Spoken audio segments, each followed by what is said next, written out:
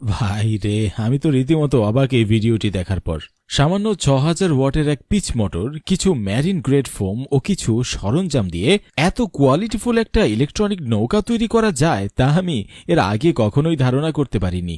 এর থেকেও অবাক করা বিষয়, এটা তৈরি করেছে ফিলিপাইনের সাধারণ একটা যুবক। তো প্রথমেই দেখতে পাই ফিলিপাইনের এই যুবক সান্তিয়াগো কিছু ম্যারিন গ্রেড ফোমকে এক এক করে শক্তিশালী আঠা দিয়ে লাগিয়ে বড় একটি ম্যারিন গ্রেড ফোমে পরিণত করে।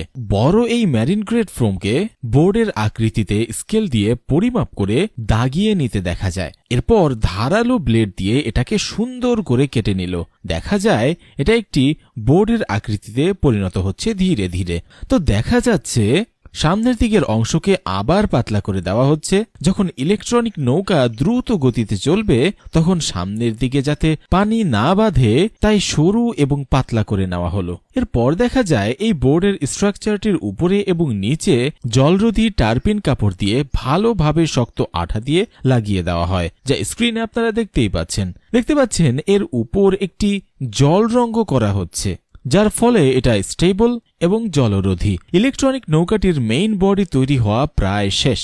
এখন টেকনিক্যাল যে বিষয়গুলো আছে সেগুলো তৈরি করা বাকি। বোর্ডের মাঝামাঝি অংশে উপর নিচ বরাবর ৩০ ডিগ্রি অ্যাঙ্গেলে একটি স্টিলের সরু পাইপকে বসানো হয়েছে। এই পাইপটির মাধ্যমে মূলত ৬০০০ ওয়াটের মোটর ঘূর্ণন শক্তিকে বোর্ডের নিচে পানিতে পাঠানো হবে। দেখতেই পাচ্ছেন নৌকাটির চারপাশে এক্সট্রা কিছু কেসিং অ্যাড করা হচ্ছে। আপনারা বলতেই পারেন যে এই ছেলেটির মাথায় এত বুদ্ধি কি করে আসলো। আসলে ছেলেটি ছোটবেলা থেকে ফিলিপাইনে মেরিন ইঞ্জিনিয়ারিং